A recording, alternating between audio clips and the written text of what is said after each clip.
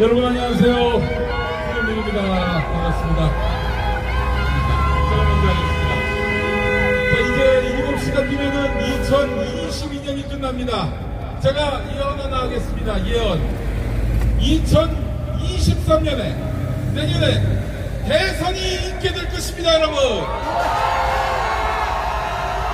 성렬아, 건이야, 오늘 제야의 종 마음껏 즐겨라. 감옥 밖에서 마지막 연말연시가 될 테니까.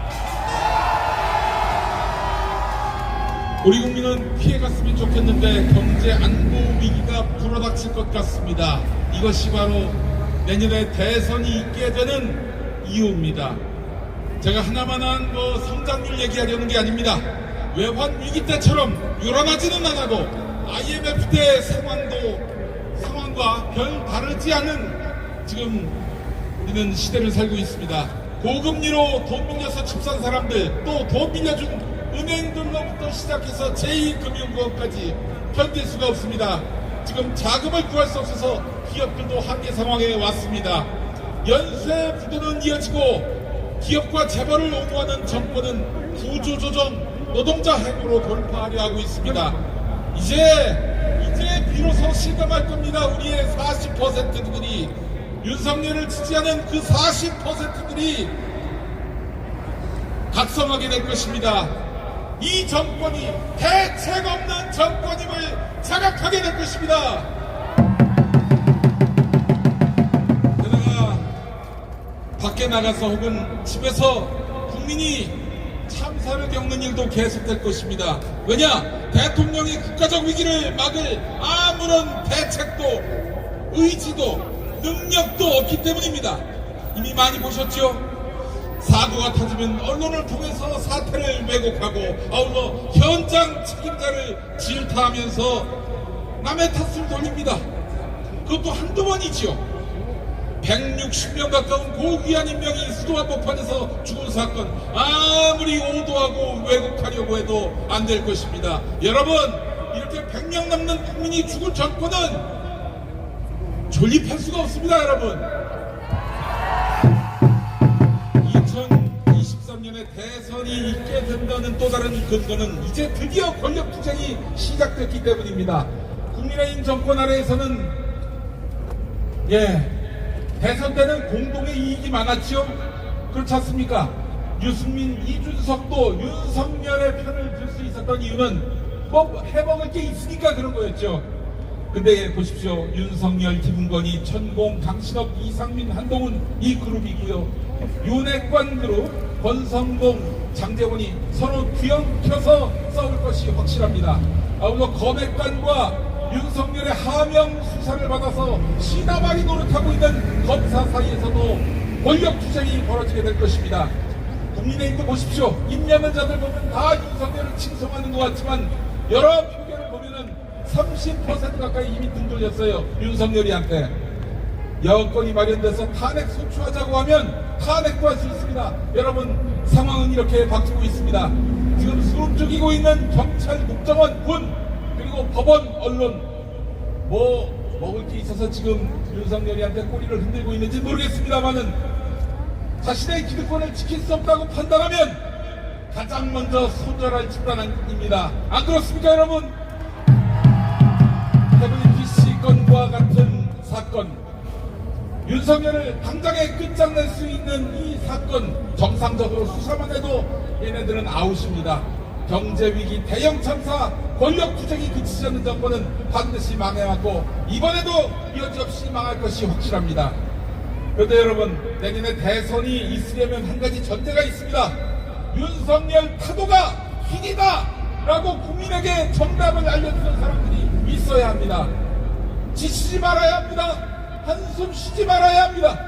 그 역할을 지금 누가 하고 있습니까? 바로 여러분들이 하고 있는 거 아닙니까? 새해에 절망하지 맙시다. 역사의 대의를 믿고 나갑시다.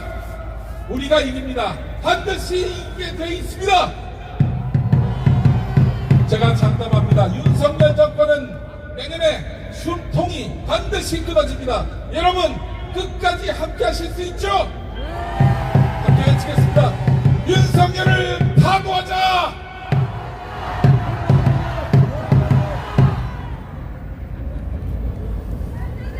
네, 안녕하십니까 여러분. 2016년, 2017년 아마 한겨울에 여러분들 여기서 촛불 들고 박근혜 정권을 향해서 법과 원칙에 따라서 국정운영을 하라고 요구하는 퇴진 집회 알고 계셨죠? 저도 한 거리에서 저도 태극기 집회에 한참 참여하고 있었는데, 제가 요구했던 것은 검찰과 특검을 향해서 법과 원칙에 따라서 수사하라, 그걸 요구했던 겁니다. 자, 정권에 대해서 법과 원칙에 따라 똑바로 국정 운영하라, 저는 거기에 대해서는 정치적 판단이 개입될 수 있다고 생각합니다. 그래서 여러분들이 박근혜 정권 탄핵을 외치고 간첩시킨 거에 대해서 판단을 바꾸라는 요구하지 않겠습니다. 그러나 특검과 검찰은 법과 원칙에 따라서 정확히 수사해야 되는 것이지, 증거를 조작했다거나 위증을 교사했다거나 이런 거는 중범죄로서 우리가 용납하면 안 되지 않겠습니까? 의사가 환자가 왔는데 돈을 벌려고 고의로 그 환자의 건강을 박살냈습니다. 이거 엄청난 중범죄입니다.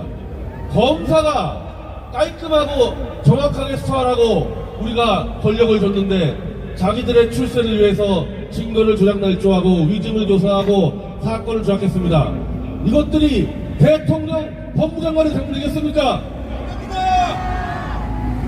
저하고 김영민 목사님이 윤석열 한동훈 취임 전부터 퇴진 운동에 나선 것은 바로 저들은 과거에 이미 증거조작 날조를 저지른 범죄자들이기 때문입니다.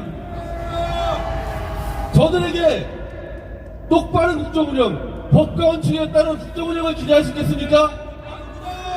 평생 사건만 들어오면 조작 날조했던 검사들이 대통령 범장관 되면은 할 줄 아는 거는 또 조작 날조 사기 거짓 아니겠어요? 다른 거 다 필요 없이 여러분들, 바이든이 맞습니까? 날리면이 맞습니까? 이런 짓거리를 할 수밖에 없는 자들이 대통령 법무장관 되어 있는 겁니다. 저는 이 자들의 범죄를 지금부터 밝히겠다는 얘기가 아니라 이미 다 밝혔습니다. 이미 이들의 조작날 수사를 다 밝혀서 내년 초에 책을 쓰고 책을 출판하고 그 모든 재료집을 돌려서 전 국민들에게 이들이 저지른 조작날조 범죄 얘기를 다 알려놓겠습니다. 그러면 끌어내려야죠. 저런 범죄자가 대통령하고 법무장관 하는 거 우리가 참을 수 있겠습니까? 여러분들은 원래 하던 대로 그대로 촛불 들고 퇴진운동하면 되는 거고, 지금 헷갈아 약간 돌아버린 태극기 들고 윤석열 찬양하는 이자들 제가 돌려 세워서 우리가 원래부터 법과 원칙에 따라 수사하라 요구했던 그 원칙 그대로 태극기는 보수 할아버지 할매들도 윤석열 퇴진운동에 제가 참여시키겠습니다.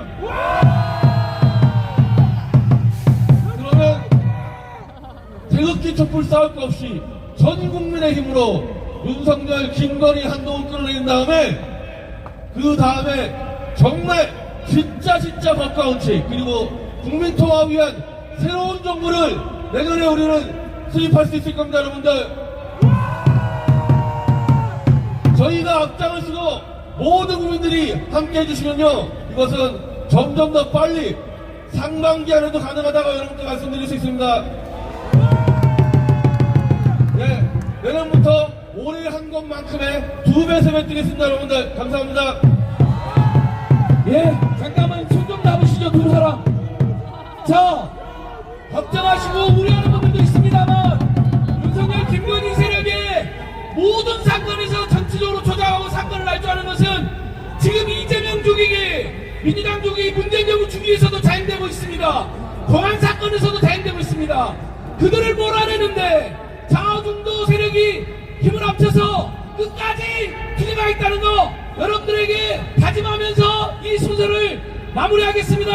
감사합니다.